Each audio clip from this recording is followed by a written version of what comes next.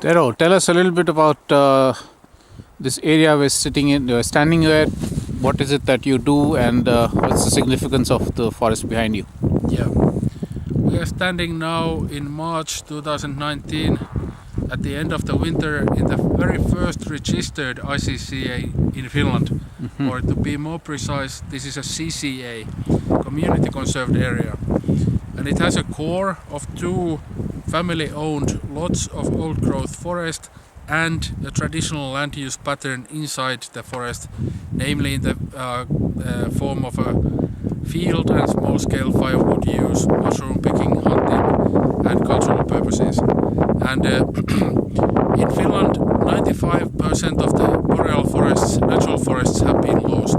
So that's why even a small pocket of, let's say, 20 to 50 hectares, like is the case here, is enough to conserve keystone species and iconic species for the characteristic of the middle boreal forests.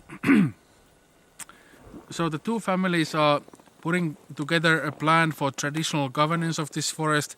It's enjoying a strong IUCN protection now. One part of the forest is Metsähallitus or state parks area, and we are in the process of at some point adding their lot to this CCA, but so far the talks are ongoing. We haven't had a breakthrough. This forest is important to our village and families for a number of purposes. It's a moose hunting area. So one of the characteristics of a collective hunt that we still maintain here in the village, and one of the remaining patterns of collective land use. Secondly, we go there berry picking, mushroom picking and other, for example, chaga can be found in this forest. So it contains some medicinal plants, herbs and birch tree fungi.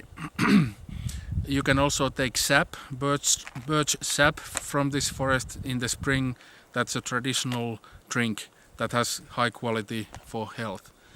But it also, for those of us and these families that have decided to embark on the road of registering this as a CCA, meaning the Harlio family, the Mustonen family and our Mustonen family, we have all decided that this has high cultural and, for the lack of better word, spiritual content for us. So it's a source of well-being. It's also the home of the Snowchange Co-op, which is an international NGO occupying and working in 12 different countries globally. And while in Finland most of the natural forests have been lost, we want to use this CCA as an example for the future, how the boreal forests and the village land uses and cultural use can be brought back in a very positive manner. So first and foremost, it's a forest that has been saved and it's of utmost value to us. It's our home, our reality and source of all of our knowledges, but it's also a symbol. It's the very first CCA in Finland and we have 4,000 villages plus the Sami area.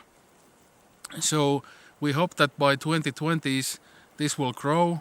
Villages can join in as well as the indigenous Sami people in creation of a network of CCAs and ICCAs across Finland, demonstrating the northern element of our concept and conservation by the people, for the people and for the benefit of nature and community. You say the forest was saved. Saved from what? All forests in Finland are economic forests until otherwise determined. So there was the impeding threat of a clear cut on all of this forest. Nothing of it was guaranteed to be saved. But there are 3 sections to the forest. 2 of those are in private hands and we were able to conserve them using Metsä program, which is available to private landowners in Finland to conserve high value private forests. And 1/3, which is at the western edge of this Havukkavaara forest, is the state lot.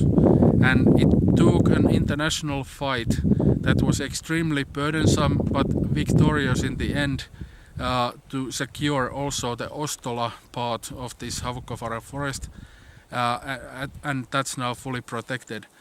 I can tell you one example of how much it took.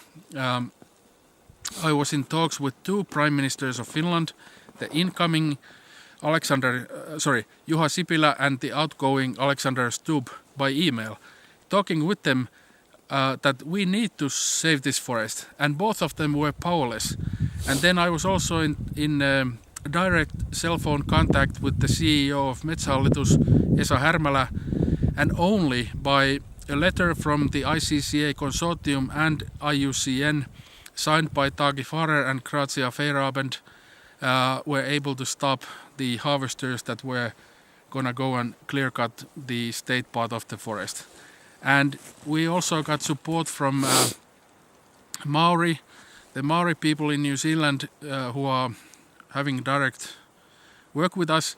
They sent a letter to the CEO of Metsähallitus and the regional head here saying that the Maori will deploy 8 war canoes to blockade the harbor of Helsinki if this forest is not saved. Of course, as a perhaps symbolic or maybe a true threat, but then I heard that on the train some of the Metsähallitus staff had been concerned that they are getting these letters where the Maori are deploying war canoes here. So it seems that this hard fight was worth it to make the first ever CCA in Finland. It was a very hard struggle and I hope never to repeat that, but I enjoy daily living in this forest as a forest Finn and hope to die here and have a very in between a very healthy and rich life with the animals, with the plants, with the trees and the sky and the air in this forest. Talking about the animals and plants, what's the important wildlife in this CCA? Yeah, well, as I said, it is rather small. So there are some species that travel through it, or we can hunt in it so that the moose hunt and the chase after the moose can go through this area.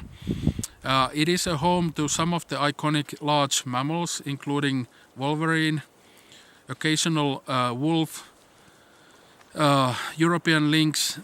There is a wintering ground of the European brown bear here, and there are many old-growth bird species that are reflective of this place, including capercaillie, which is an EU directive species, owl species that are requiring old-growth forests, as well as some of the other smaller songbirds like shrike and songbirds.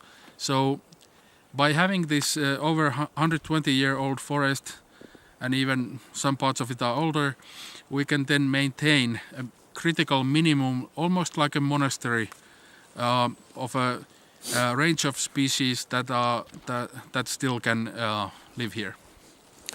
Thank you. So we were in conversation with Tero Mustonen in the village of Selkie in Finland. Thank you.